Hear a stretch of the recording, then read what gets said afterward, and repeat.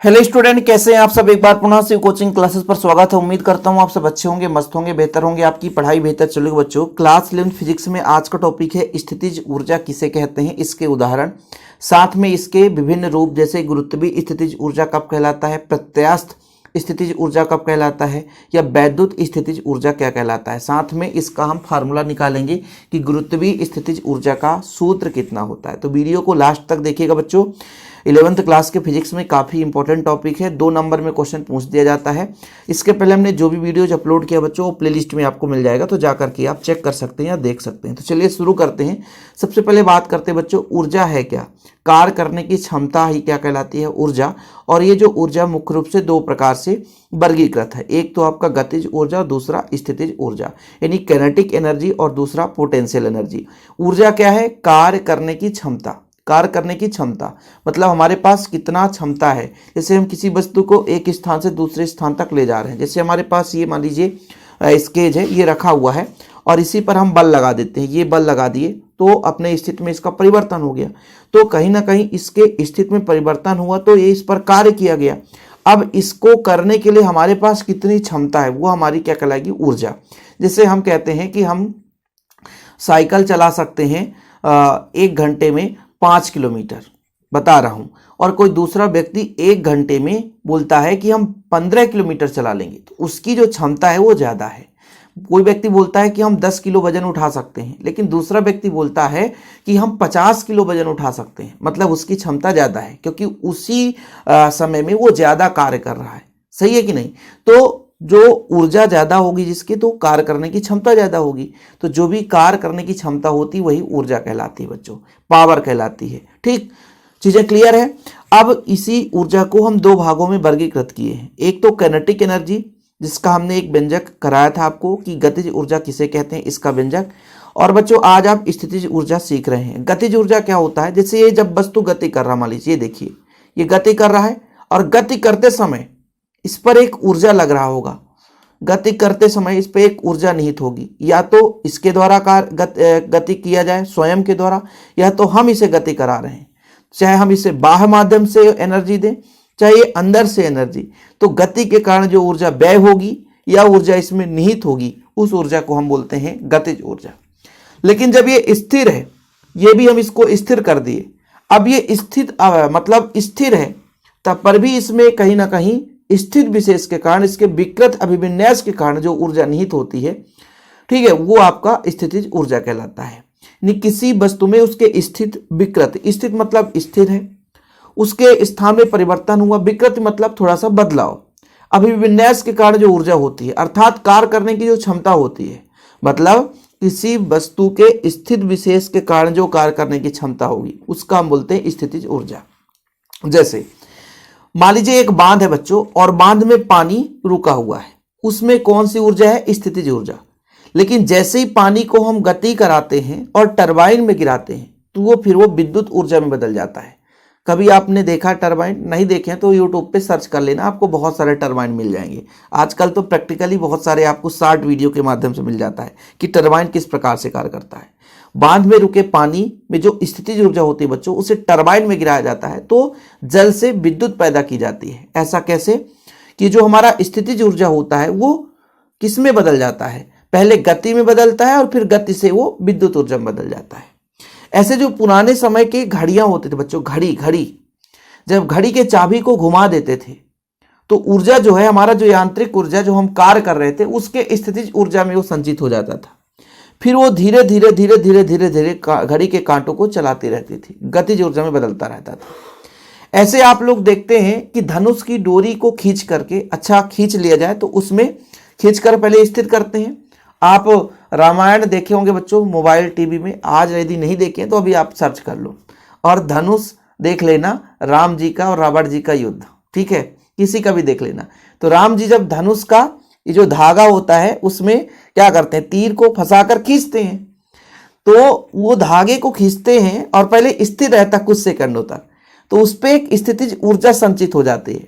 फिर वही ऊर्जा उस तीर को गति प्रदान करता है, गतिज ऊर्जा में बदल जाता है वही ऊर्जा, तो फिर तीर दूर तक जाता है।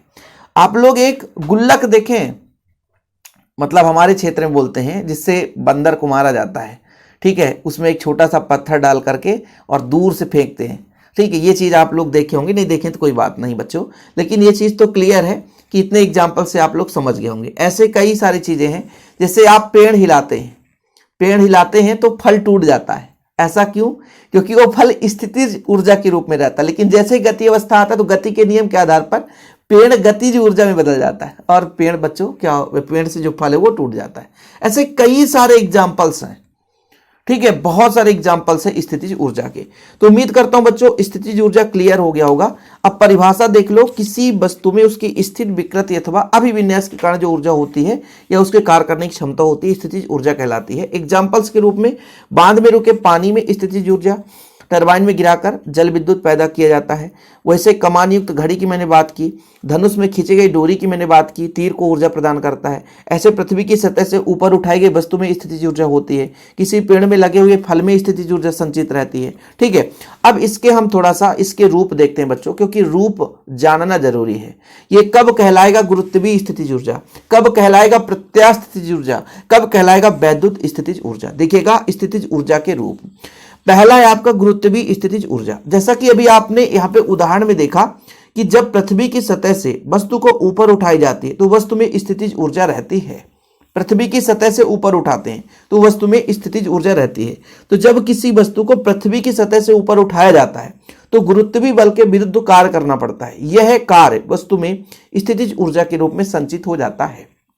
जैसे हमारा ये स्केच रखा हो बच्चों, इसको जैसे हम ऊपर की ओर उठाएंगे तो हमें भार आभास होता है, लेकिन जब नीचे की ओर ले जाते हैं तो हल्का महसूस होता है। क्यों?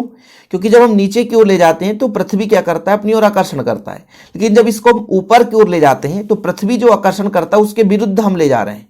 सही है कि नहीं है? आप समझो ना, किसी वस्तु को ऊपर की ओर उठाओ, आप ही देख लेना, एक पत्थर को अपने छत से फेंकना, आपको कोई ज्यादा मतलब आभास नहीं होगा, हल्का लगेगा, कोई वस्तु है हल्का जा रहा नीचे की ओर।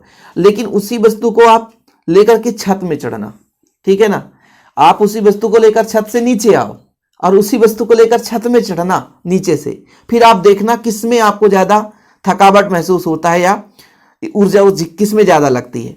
तो कहीं ना कहीं जब हम ऊपर की ओर जाते हैं वस्तु को लेकर तो भाई जो पृथ्वी आकर्षण कर रहा है उसके विरुद्ध हमें कार्य करना पड़ता है। जब आप किसी मंदिर की सीढ़ियों में चढ़ते हैं तो क्यों थक जाते हैं, वहीं उतरते समय आपको थकावट आभास नहीं होता है, क्योंकि भाई साहब जब हम ऊपर की ओर जा रहे होते हैं तो पृथ्वी के गुरुत्व के विपरीत हम कार्य कर रहे होते हैं। पृथ्वी भी हमें खींच रहा है लेकिन हम उससे ऊपर जाना चाहते हैं तो हमें एनर्जी ज्यादा लगता है, इसलिए थकावट आभास होता है।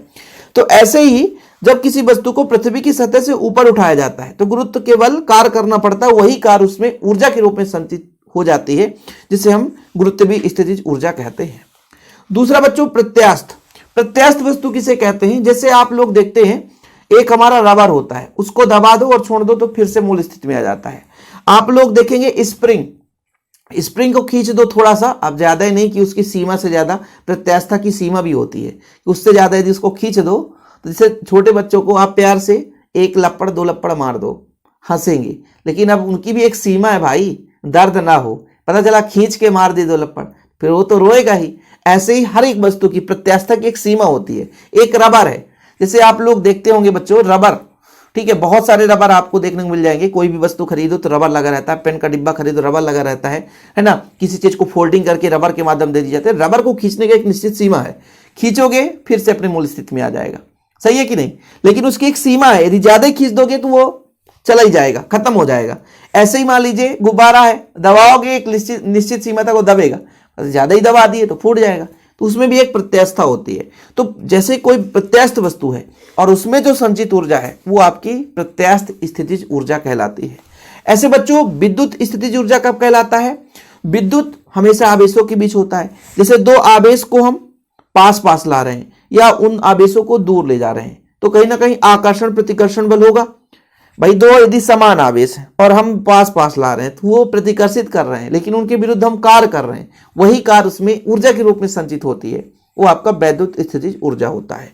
दो आवेशों के मध्य दूरी को घटाने या बढ़ाने पर आकर्षण प्रतिकर्षण बल के विरुद्ध कार्य करना पड़ता है, यह कार्य वैद्युत स्थितिज ऊर्जा के रूप में संचित हो जाती है। ठीक है बच्चों, कोई दिक्कत तो नहीं है, क्लियर है यहां तक कंप्लीट?